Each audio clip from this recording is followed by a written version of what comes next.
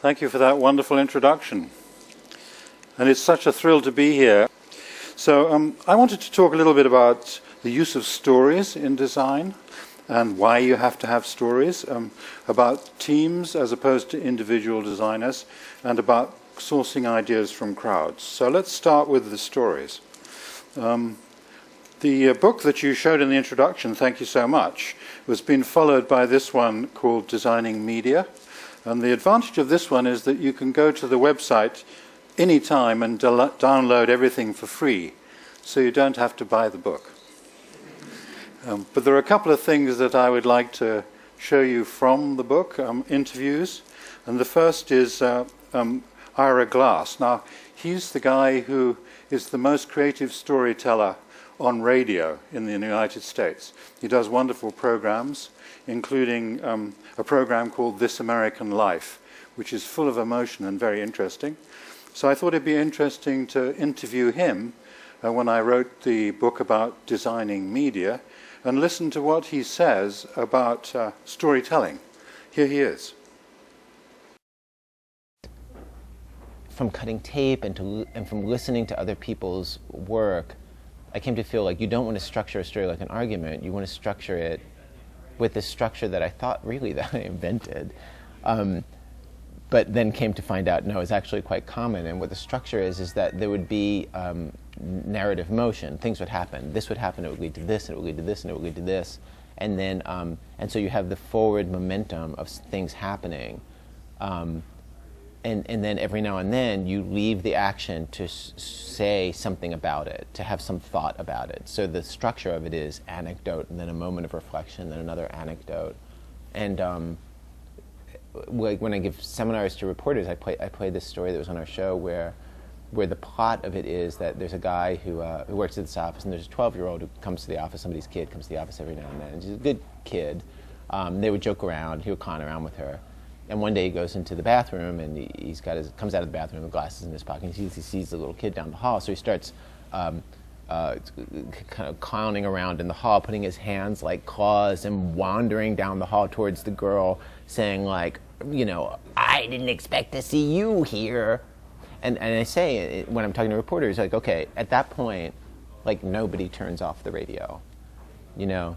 Nobody turns off the radio, but if you think about it, it's an incredibly banal story. Like you know, there's a story about somebody coming out of a bathroom in their office. Like, there's nothing to it as narrative, you know, like it has none of the stage props of a great story.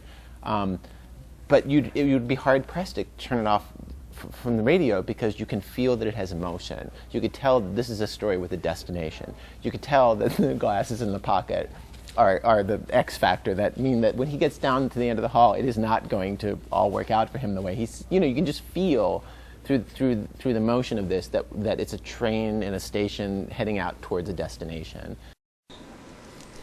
So I think if you look at the structure of Ira Glass's storytelling, there is a law, there's a structure of that you can recognize. There's always this action, something happens, and then reflection, a comment about it. But he manages to do it in a way that rises, so that he adds color and suspense before the next reflection comes. So that's really what engages us and keeps us interested. So I have to ask the question, well, why this storytelling? He's a radio person. I mean, why am I talking about storytelling for design? And I think that's because design is getting more complicated and sophisticated. You know, if we think about making prototypes of ideas for design, we used to think about making prototypes in a workshop, where you build things. Or perhaps if you're doing electronics, you might do it in a lab with a chip. And then with screen design, for interactive design, you would do it on a computer with a program like Macromedia or Flash. And perhaps if you then put everything together, as you do with a new service like a credit card service, you have to have elements of physical, elements of interactivity, elements of human to machine, machine to human. So you really have to have storytelling to pull it all together. And that's really the reason that stories have become so important in design, as design has become to encompass these more sophisticated and holistic issues like services. And if you want to make a rough sketch in a story, You might do it with a little video, you might just do it with enactment, where you act something out to get the story across. So I think, you can say that design has grown in terms of its capacity to interest people and include things like services. And there are levels there that we could talk about. Design awareness being what most people do, how people choose things. Design skills, which is all the disciplines like architecture and graphic design and so on. But then design thinking is this new approach which is mostly interdisciplinary, where people come together to solve problems. Let me give you an example of each of these. So we start with design awareness, which is how people choose things. Of course, everyone is a designer. I mean, we all wear clothes, we decide what to wear, we live in a house, we decide how to arrange it, we might have a garden. So we make design choices. We don't think necessarily that we're a designer, but we're always making design choices. And because we do that in a way that's more sophisticated, if we understand design, design awareness becomes increasingly important. Don Norman here, the author of Emotional Design, talks about the fact that everybody is a designer in the epilogue of his book. So then you move up to the design skills, the people who actually are trained, educated, talented in order to be designers themselves. And they're the ones who really know how to do it, how to actually make the designs. Take in architecture, Renzo Piano, the wonderful architect of the California Academy of Sciences. This is a drawing for that building, and here it is built in Golden Gate, in the park in San Francisco. Then if we think about industrial design, we can think of great contributors like Ettore Sottsass, who was doing the work for Olivetti in the 60s, designing a lot of computers. This was a real breakthrough, the Olivetti Valentine, in that it was a personal typewriter in this bold colors, which made it really exciting and more of a consumer product. But he was also the person who moved away from the modernism of the German Bauhaus movement towards Memphis and said, it's okay to be decorative. You can have fun, you can make jokes. And he started the Memphis movement. And that was interestingly applied to the traditional skills like glass design. This is Venetian glass with Ettore Sottsass using his Memphis ideas for informal shape and color in order to make these fascinating designs. So, let's move forward again to now, design thinking. This is essentially interdisciplinary. It's when teams of people come together from different backgrounds.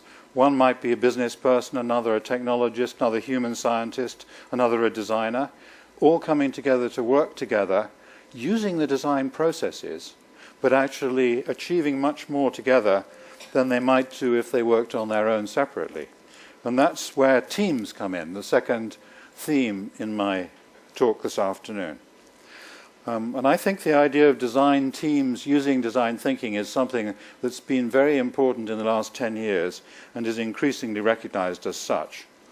And for innovation, you can think of it like this Venn diagram, where you always have to have an overlap between business issues, technology issues, and people issues in order to achieve good innovation. The difference is, though, that if you're a business person, you might start with the money, and then you look for the technology and the customer. And if you're a technical person, like an engineer or a scientist, you might start with the technology, and then you look for the money and the customer. But in design, we start with the people. And then, of course, we still have to balance the technology and the money, but we're starting with that point of view of understanding people. And if you do it as a team with all these disciplines mixed together, whether they're physical design or electronic, digital design, or they're about human stuff or technical stuff, or maybe they're about business factors or brand factors or sustainability. All of the people coming together to use these methods in order to achieve new results. This is design thinking using interdisciplinary team structure. You can think of innovation coming here in this diagram, which shows the difference between abstract thinking and concrete thinking. Now, if you go from the left quadrant at the bottom to the right quadrant at the bottom, you can move straight across. If you just want a small incremental improvement, you might want to make it cheaper or better quality or something of that nature, then you don't need to go into this abstract world. But if you want to achieve something which is really new, it's found that if you can use this method of design thinking, you can abstract, you can create a model of the situation you're in, you can try and understand what people need and might want, then you can make models of what might be, create alternatives, and so you end with a structure a bit like this, where you go through a process of research, observations, insights, synthesis, a new framework, lots of alternatives, and then you can come up with new ideas which you can try out. Now, in order to do that, you have to have people working really closely together in these teams, and they have to be able to trust each other and work together in a way that's intimate and fluent. This is the office of IDEO's San Francisco location, which is on a pier right by the water there, very beautiful. But rather than just having individual workplaces, there's the combination of your own workplace and the project room. And the project rooms are the places where most of this collaboration and creativity happen for a collective team. I'll show you an example of a typical project going through a phase of development in 3 days in 3 minutes, although I'll probably only show you 1 minute of it. If only it was so simple.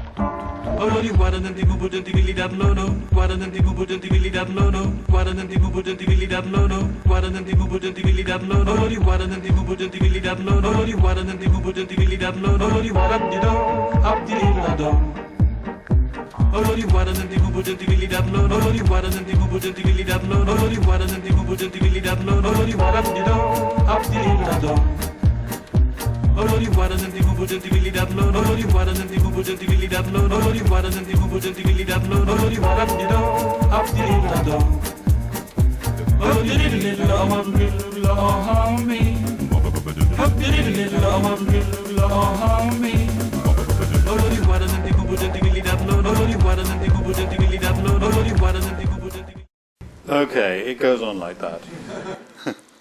But the point is that those are people from different backgrounds, they're working together, and they're managing to do very creative work together in that place, which is an informal room that has all the information they need for their project in one place. Once they've finished that creative collaboration, they go away and they work on their own individual bit. One person does the business plan, another technology, another the design. When they've got that together, then they'll come back and do another session of collaboration like that. So I think space matters. You need space that's right both for individual work and for this kind of close collaboration. Let me give you a couple of examples of teamwork results of this kind. Here's a series of hospitals called Kaiser Permanente, and this is their branding. They talk about thriving, trying to make life more healthy for the people who are living in the area. And there's a study here that was made about the perinatal journey. That's when somebody's had a baby and what happens after they've had their baby before they come home.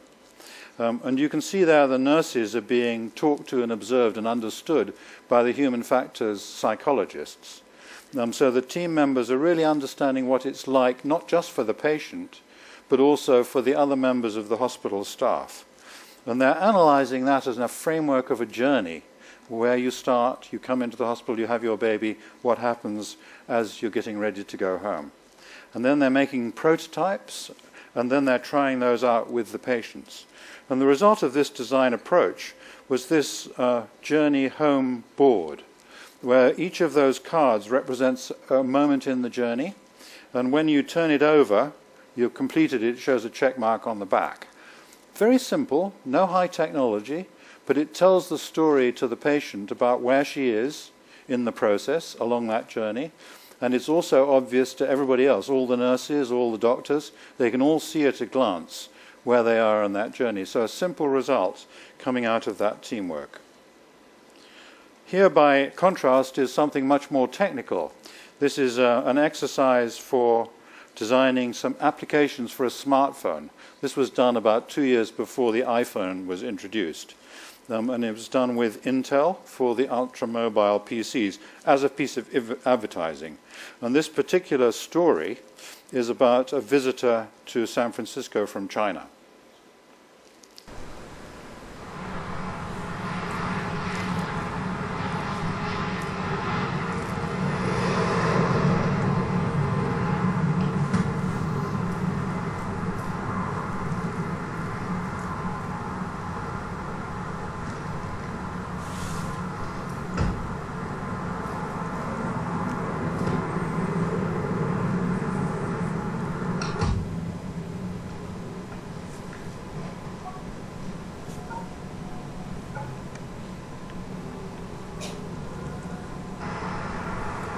听音乐，贝多芬。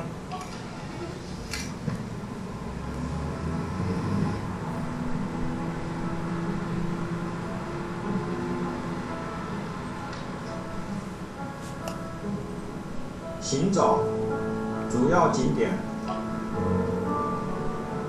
歌剧院在前方，自然历史博物馆在左边。Out의 在左边。打开连接。Out의 是专门从事计算机。注意，前面路口不能进入。找另外一条路。打电话，李先生。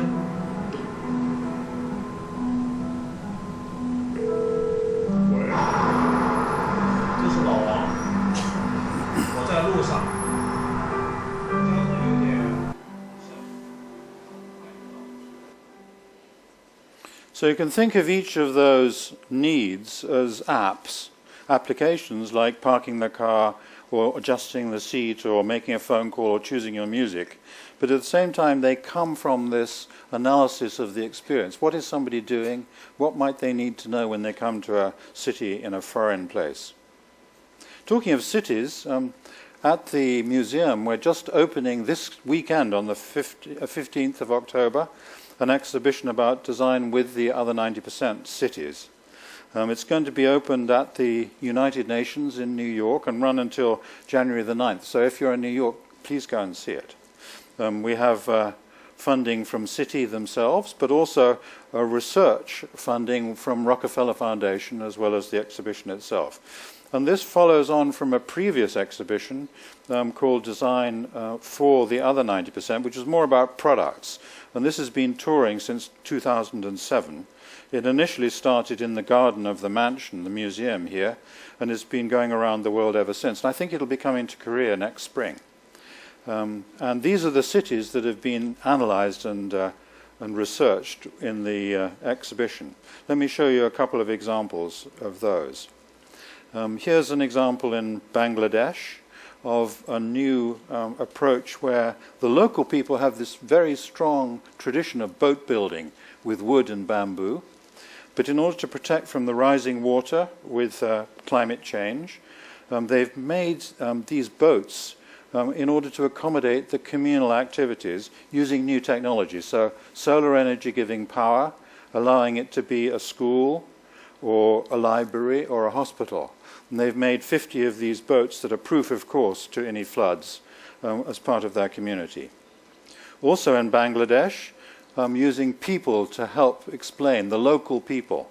This is a health kit which comes from the West, but they're explained by local people so that the trust that comes from the knowledge of one local person to another person is leveraged in terms of explaining how to avoid disease using the kit. Moving to Nairobi in Kenya, a couple of examples. This one is a communal cooker that's in this large slum area in Kibera in Nairobi. And it's fueled by trash. There's plenty of trash there. You can see the guy on the top right there. He's shoveling the trash to make the cooker. In that cooker, you can cook meals, but you can also smelt different materials because it burns very hot. So they can take plastics or metal, aluminum, melt them down and then resell them for recycling. Similarly, in Kibera, there's a project in order to map the areas of these informal cities where there are no streets that are recognized by traditional methods. If you look at the bottom left corner there, you'll see there's a map that has nothing on it. And that's because the official map doesn't recognize this city as existing. You look at the satellite image, and you find that there's 1.25 million people that live in the same area as Central Park in New York. And then above, you see the new map that's been made by the local people who've come together using cell phones and GPS in order to map where their streets are, where their houses are, and then they can apply for help to build better environments. Here in Uganda, they've recycled oil drums to make internet access devices. So again, they use solar energy, but they use keyboards and displays which are built into the oil drums, and they're installing 50,000 of these in Uganda for public access to the internet. And also in Uganda, they're making bricks out of soil. You know, bricks are conventionally made by a very hot process of baking the bricks, for which they need fuel, which is usually wood. And most of this part of Africa has used up all its wood. So they found that they can do this by compressing normal soil, just using physical pressure and a little bit of cement to make very effective bricks.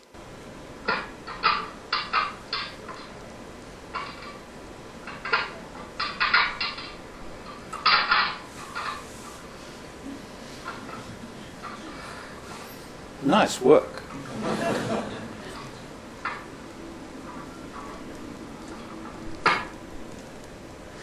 So IDEO, where I used to work, has now just opened a non-profit arm called IDEO.org, which is actually designed to help these sorts of communities around the world, as seen in our cities exhibition, but doing it with these interdisciplinary teams. And I think that's going to be very important and successful. And they're putting out toolkits so that there's ways in which you can achieve this being shared. This is a toolkit that was prepared called Human-Centered Design, funded by the Gates Foundation, which is available to everybody for free download on the internet. So that's where I think of design changing in terms of moving from just design skills towards design thinking, helping people to decide what to do. But last, I'd just like, with a couple of extra minutes before questions, to show you one example about crowdsourcing, because I think crowdsourcing is a very nice, interesting opportunity. And Wikipedia, of course, is probably the ultimate example of crowdsourced material. Many people think of Wikipedia as being something which is all the crowd. But Jimmy Wales, who is the founder of Wikipedia, explains that it is very well controlled by a lot of people volunteering to make sure the quality is high. Here he is explaining a little bit about it. The idea of a wiki, of a website that anyone can edit, was actually invented in 1995 by a guy named Ward Cunningham.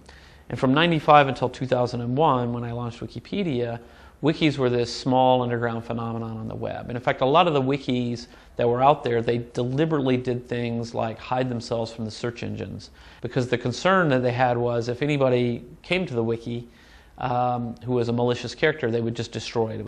For example, they only kept 2 or 3 old revisions, which meant that if you're a vandal, you could come in and edit the page 3 times with curse words, and the old good version would be gone forever.